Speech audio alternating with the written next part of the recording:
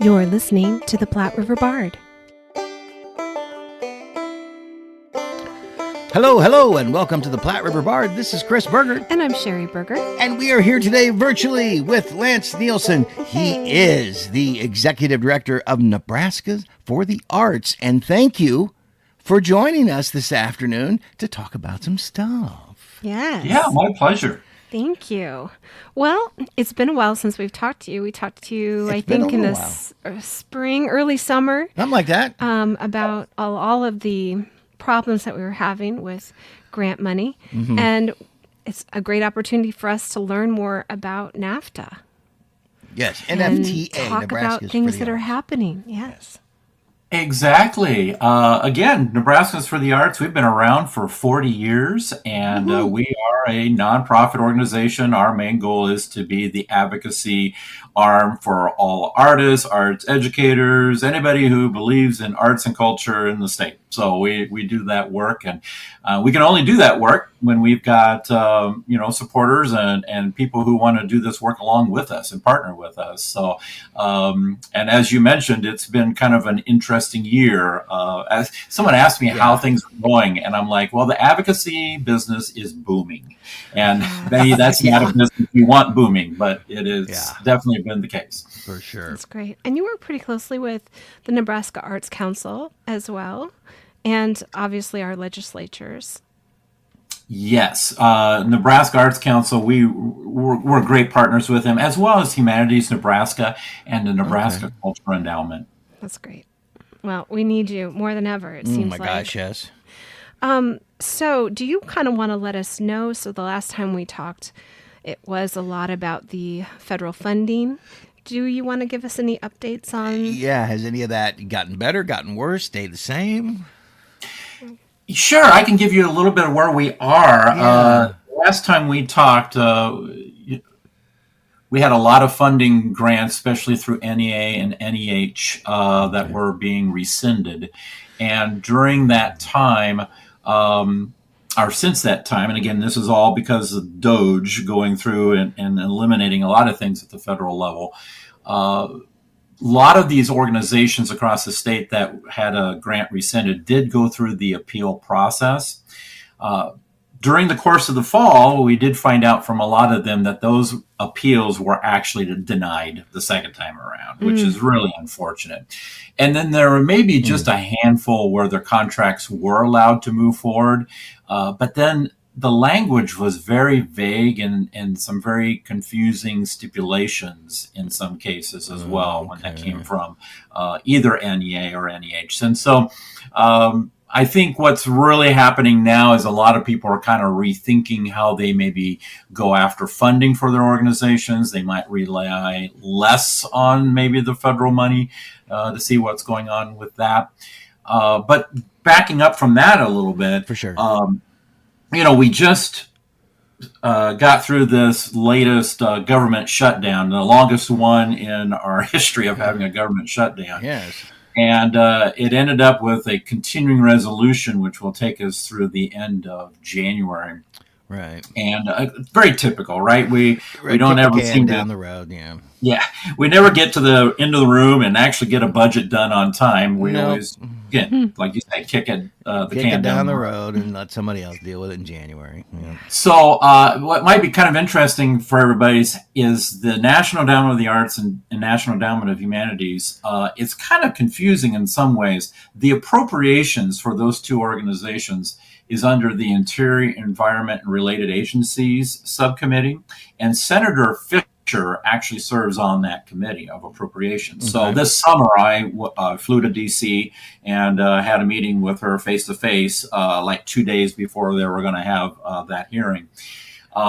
They were even a little bit confused because I remember Senator Fisher saying, well, I don't think I have a hearing on this. And I said, you do, because what gets confusing sometimes is that any legislative changes or nominations for the chair actually goes through another Senate committee, which is the Health, Education, and Labor Committee. So that gets to be a little confusing there. So I get why they were confused on that. Okay. Good example of why we need to be in the room helping educate them. Yeah. do that. Yes. No fault to our elected officials. Could you imagine having to know every little thing about everything that goes on in our country? Well, it's a lot. Yes, that's why they have advisors. Yeah. So, and that's why I think we play a very important role in that. Absolutely. So right now, what we're doing is we're really monitoring what they do with that. The latest I heard, and this was just as of yesterday, that there might be a push right before Christmas to go ahead and get the education. Actually, let me back up on the interior environment budget passed. Which would include funding for NEA and NEH. Now, the Senate side is recommending level funding, $207 million from the FY25 year. The House side had dropped it 35% down to $135 million. So we're hoping, praying that we will get level funding. Okay. If we get that, that's a win. If we can just stay at level funding. And this continuing resolution that was just voted on, that's a Biden budget. Okay. Oh, when you put it in that perspective, you're like, okay, if we can keep that going, and we can, that would be at least a help. Yeah. Mary Ann Carter is she's the acting director for the National Endowment of the Arts. She's up for an appointment, and we think that she may be confirmed here real soon as well. So Nice. That's kind of what's going on at the federal level. We're just kind of watching that, and we're advocating that we keep level funding for the National Endowment of the Arts and humanities. Wow, thank you for doing that. Yeah. Thank you very much. Yeah, and getting on a plane and going to D.C. is no small feat these days either. On top of it, so Flying sucks. thank you for doing that. For sure. And how are we looking as a state for funding and that? We keep hearing, Nebraska's going bankrupt. Oh, we're going bankrupt. Oh, we don't have any money. We keep hearing that. Is that true? Or is that affecting this at all? Or it actually is. It's all kind of connected, believe it or not. And you know what? We're not going to be the only state. As I talk to some colleagues around the country, I think everybody is going to experience this a little bit. But for Nebraska, we are facing a $471 million shortfall. Mm-hmm. That's huge. Yep. Now, half of that is because in the past year, there's been a push, especially by our governor, to adjust where we tax things and take less pressure off our property tax, which I get and I understand. But there's always a very smart way of doing that. And what we're seeing now is we're not getting the revenue coming in like we thought. Out of that $471 million, this actually was reported that about $216 million of that is tax revenue loss based on the big, beautiful bill that was passed by the federal government. Yep. So, see, there's little ramifications there that going on. Yep. So that's what we're kind of doing right now is we're preparing for the spring legislative session. It's a short session. It will start on January 7th and end on April 17th.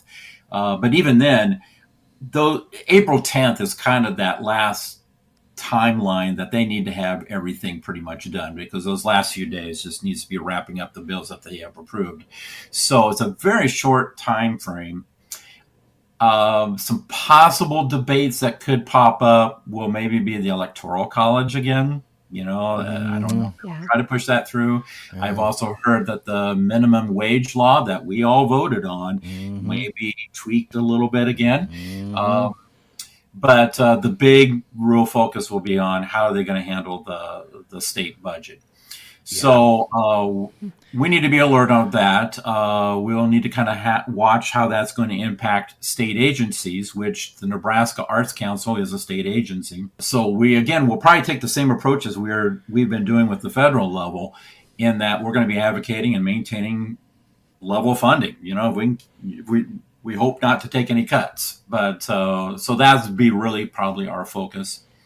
The other thing with that, I mentioned the Nebraska Culture Endowment. That's a very unique fund, and we're the only one in the country that has this, where it's a private and public endowment that was created really for moments like this to help support if something was to happen to NEA and NEH at the federal level.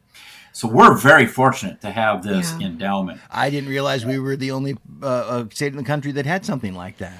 Exactly. And so all these other states were like, wow, how did you get this going? And I was like, well, we had a lot of people many years ago that were really thinking of the future, and we were really benefiting from that. Nice. However, back in May, kind of a last-minute way of fixing the budget issues that they were dealing with last spring, they actually paused. They didn't stop it. They paused the $1 million state match to that endowment. So we will be working closely with Culture Endowment Governments Committee, and we'll be coming up with a plan to restore that match. If not this spring, in the future, in the near future, we'll have to be working on some legislation there. So a couple things will need to be really kind of focused around the state budget. It's really going to be our thing. The third component of that, this is also to help with the property tax changes. Okay. The legislature, I think this was in 2023, created the Education Future Fund, which was, they put $1 billion to start this fund, and then they were putting $250 million in annually. This was to help lower property taxes for schools by boosting up state aid for education. Okay. And it was going to cover a lot more of the special education costs. Why is this important? Because any funding for education in general also helps arts education, and we want students to be involved in the arts because that's where it all begins, right? That's where we foster that creativity. For sure. So we're really watching that very carefully. There was a report that came out here just recently that by 2028, that fund's already going to be depleted. So this grand idea that we're going to have this education future fund, the state is going to fund education, it's going to be great, and already it's not going to be fully funded. So we're going to run out of money. So everything we're going to be really kind of putting our focus on for this spring is really about the budget. Yeah, for sure. Wow. Interesting That's times. a lot. Yeah, it is a lot. Well, there's a lot going on. And and have you heard back from any arts organizations just recently, like how things are going for them? I haven't heard anything. So as far as I think a lot of them have been very creative. If they did lose some grants from the federal level, or if they're seeing any shifts, I think there is a lot of great people and great organizations and foundations here, even in Nebraska, that are really stepping up and nice to see. And helping out. I always fear a little bit of that donor fatigue because it's not just the arts that are being impacted, but there's so many areas that everybody's trying to help support and help them keep going in the missions that they have. So I think that will be something we'll have to kind of keep an eye on. But for the most part, I think everybody's, as I have told so many people, they can do whatever they want. What they can't take away is our drive and our heart for creativity, right? We're going to create regardless. Yep. It's true. It is true. And maybe you can kind of enlighten us. You can tell us maybe a few things about how we can be a better advocate. You bet. The number one thing I think is so important is we have to think of ourselves as being the people that are going to develop the relationships, and we are the experts in this field. So we need to approach our elected officials as we're here to help them. We're here to give them the research, the data, the very important stories that show impact on our communities of arts and culture. So I think that is the most important thing. I know sometimes we can all get so frustrated and we just want to pick up the phone and, what are you doing on the other end? Yeah. But it really comes down, for us to really move that needle, it is really about building those relationships. So I've encouraged people, even during the summer, late summer and fall, that's always a great time. And still there's time now to call up your state senator and get to know them, take them out for coffee, just sit down and have that conversation and let them know a little bit about what we do in the arts and how it impacts our communities. As I've had some conversations with different senators, and they're all very familiar with the Arts Council and the Culture Endowment, but they never really know the depth of everything that they do. So I think that's, again, just another important thing. And we're kind of in a unique situation with Nebraska now. We have term limits, and I think a lot of us are like, well, that's probably a good thing. And it is, but actually we're seeing a turnover of senators a lot faster now than we ever used to, which then we start to lose that institutional knowledge. And so we're finding that we have to do a lot more work in educating new and recently new senators about what we do in the state of Nebraska with regards to arts and humanities. And so it's the education piece of it is ongoing, I think, is something that we always have to be have on our mind. And as I tell people, I mentioned this already, we just have to be the adult, to be the reasonable ones, right? And it's okay to call things out and correct the record if we hear things that are not being reported correctly, or sometimes you'll hear that, well, the arts, those are extra things, and that should be totally supported by just private people who enjoy the arts. Well, no. We do more. We are an important part of the economic engine of a community, right? Yep. And so I think that's why we need to have that data. We need to have those stories to bring out. And again, we're very fortunate with our creative district program that has been developed. That's just really taking off. It is. Even last spring, many times when I would listen to the legislature and their debates, and they could be talking about a bill that's not even related to the arts and culture. It might be about housing or about this or that. And all of a sudden they'll talk about the creative districts and how it's bringing people into their community or keeping people and wanting them to stay in their community. So it's great when they're seeing it. And so we need to keep that going as we go. For sure. Yes. And I know Lincoln used to do it. They don't anymore, but they did the economic survey just to show just how much money that other businesses make based on arts events. I can't believe that's still a thing after the pandemic, when all that stuff shut down. And didn't we all understand how much all of that money it generated, and what did we all seek refuge in when we were stuck in our homes? The arts. And what would have happened if we hadn't have had that? Yeah, we don't know. It's like, can we stop saying, well, that's just extracurricular stuff, and you can just can we stop with that sort of childish nonsense? We all realize that this is a necessary part of being a human being. It's like we're not a bunch of robots, and it's come on, man. It's ridiculous. Sorry, off the soapbox. No. How many times do we drive in a car? When do we not have a radio on, having music around us, right? Well, it's a part of who we are. It is. And all their political rallies, they like to use music for that. Yeah, it's like, come on. It's even when they don't have permission. Yeah, I don't get it. So anyway. Yeah, for sure. Anyway. Because it just adds so much. Yeah, and we all know we need it, and we all know how much it does for us, and especially for the businesses. I mean, ask any business that's close to a concert venue. Exactly. It's like, of course. They 100% realize, oh, yeah, it's concert. Yeah, it's Friday, Saturday, concert day. Yeah, my business goes up. Yeah. Oh, well. For sure. Gosh, who knew? And so end of the year is also a good time for a membership drive as well. Or, I mean, you can join any time during the year, but... Anybody, at any time, anybody can join us. And it's not just for artists and arts educators or arts leaders. It's anybody, if there's someone out there who has a passion for the arts and culture and humanities in Nebraska, and they want to help support what we do, or they want to have their voice be heard, we'd love them to join as a member. they can just simply go to our website, nebraskansforthearts.org. It's really easy to remember. And we also provide some tools, and I would encourage people to also look at our Nebraska Arts Advocacy Network Action Center that we have created.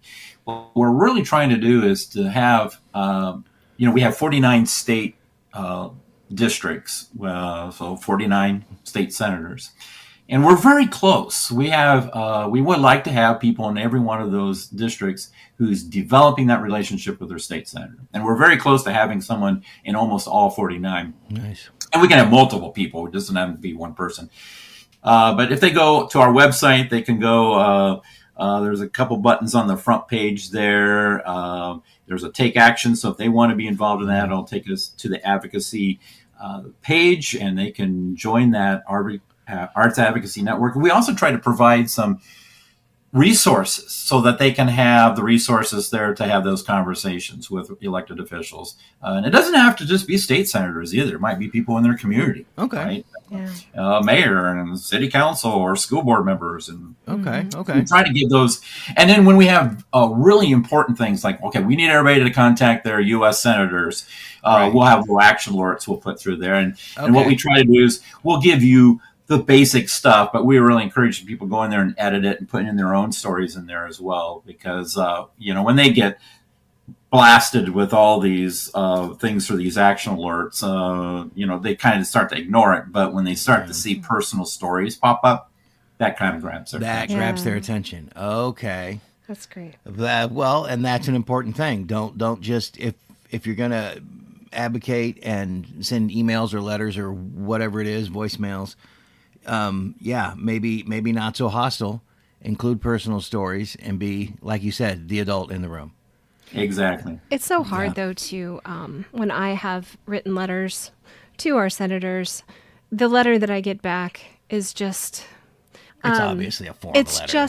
It's just 3 pages of blovial verbiage. It's like it's almost like I didn't hear anything that you just said, because I'm just going to tell you what I think anyway. And I would have done it before you told me anything. And I think that's the most frustrating part for me. Yeah.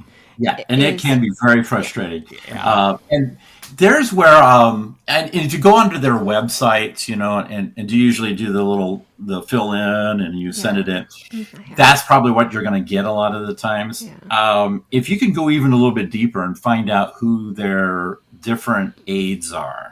So you find out, who kind of oversees arts education, who oversees, maybe the NEA and NEH, who's, the Interior Committee, who's that person. When you start building those relationships with those people, there's where I think you start to make headway. Yeah, I mean, the day of advocacy, and so you are teaching people how to talk to their senators. I've been involved in one of those calls before. Yep. Yeah. It was fun. And this is perfect timing because we just opened up registration, and we're changing the name this year from Arts Advocacy Day to Arts and Culture Day. We just felt that might be a nice. Great way just to kind of take the perception that we're going to celebrate the arts and culture in Nebraska. Okay. So it's going to be on February 4th in Lincoln. You'll be at the state capitol in the morning. And then the evening before, on February 3rd, we're actually going to kick things off then for people who maybe are driving across the state, want to come in early. We're going to have a session at the Assemblage Gallery. It's a private gallery that will be open for people to have a tour. And then we're going to actually have a session, just a little roundtable session that afternoon on this topic of funding for the arts and being creative of that funding. So it'd be great if people want to learn and share ideas of what they're doing. We'll do that. And then we're going to have a reception that evening at Sorrow Cider. It'll be great to have everybody come in. We are inviting state senators and maybe some of the, like Senator Fisher and Flood's and Ricketts' offices, staff that live in Lincoln. To come. So it's going to be a great time to do networking. But on February 4th, that's our big day. We'll be at the Capitol in the morning. Opportunity for people to have some meetings with their senators. We'll probably have these 3 focus areas, asks that I will call them. And they're all, again, help support funding for the Arts Council, Culture Endowment, and Arts Education. That'll Yep. probably be our big three. Sure. We're also going to do a little America 250 kickoff. The Arts Council is doing a rededication of the I-80 Sculpture Garden. Are you familiar with that? I'm not. Real quick history lesson here. Yeah. In the bicentennial in 1976, they celebrated that year by creating and commissioning sculptures to be placed at rest stops across the state of Nebraska along the I-80. And there were 8 of them. There are 7 of them still available or still in commission. One of them is right by Ashland, the Ashland rest stop. And they are going to do a rededication of that for the America 250. Oh, wow. Semi-quincentennial. I think I said that correctly. Excellent. So they're going to do a little bit of a kickoff with that, plus maybe kind of highlight some of the other things that we might be doing in arts and culture to celebrate 250 years. Again, I think it's a great opportunity for us to kind of showcase how have the arts and culture been a very important part of those 250 years. So we're going to do that. We'll have come up with little breakout sessions. Jewel Rogers will be with us, our state poet. Auburn Creative District is going to share their wonderful project that they've been doing with their mural project down there. Cool. Then in the afternoon, and then the Nebraska Music Education Association is going to have their Music at the Capitol in conjunction with our day. So there'll be a concert at the noon hour in the Rotunda. And then in the afternoon, we'll have lunch at the Scottish Rite building, which is just right down the street. And then we're going to do a bunch of roundtable conversations that afternoon for people to learn and share about wellness and arts and creative aging, AI in the arts, arts education standards, a variety of things. So we're just really excited. We'd like to have everybody join us. I think this is probably the most important year to do advocacy, and it'd just be great to have as many people in the state capitol that day sharing their stories of why the arts and culture are important to them and to their communities. And so if you don't even have to be a member of NAFTA. We'd love to have you join, but you can just sign up and you can go to our website and the registration information is right there on the homepage. Wonderful. Does it cost to register for the Advocacy Day? Yes, we try to keep it very minimal. And we're always looking for sponsors, too. So I'll put a plug out there if there's anybody looking to sponsor our event. Absolutely. We'd love to have your support because, again, the more people we can have coming in and again, that personal face-to-face connections, that's where it really means a lot. Yeah. For sure. Wow. Well, I am just so glad that we have NAFTA and we have you and helping us lead us to be able to advocate for the arts in Nebraska and really, the whole country just needs to understand that it's important. The arts are important to everybody. Yeah. So thank you for everything you do. Well, and thank you. And again, we don't do this alone. We've got a wonderful board we have different committees that are working on either legislative focus areas, or we have an arts education committee. And then, we're very fortunate to be connected with Mid-America Arts Alliance. And so Kansas, Oklahoma, Texas, Missouri, and Arkansas, and Nebraska, we actually, as advocacy chairs of each of our states, we meet once a month. I'm also the advocacy chair for the Americans for the Arts, so we meet once a month. Nice. We have a network of great support systems to be able to do this work, because I couldn't imagine trying to do this all by myself. That would be really hard. Oh my God, yes. Oh, it's just so nice to have you, and thank you for the update. We love to have you here on the podcast. It's so important to everything that theaters are doing in Nebraska and all of the arts in eastern Nebraska. Yeah, especially now and when things are really dodgy and no one's really sure what the future holds for funding or really anything at this point. So it's nice to know that we got some folks like you that are kind kind of got our backs on this kind of thing and are helping us out. We're all in this together, and are. we're here to support each other, and that's the bottom line.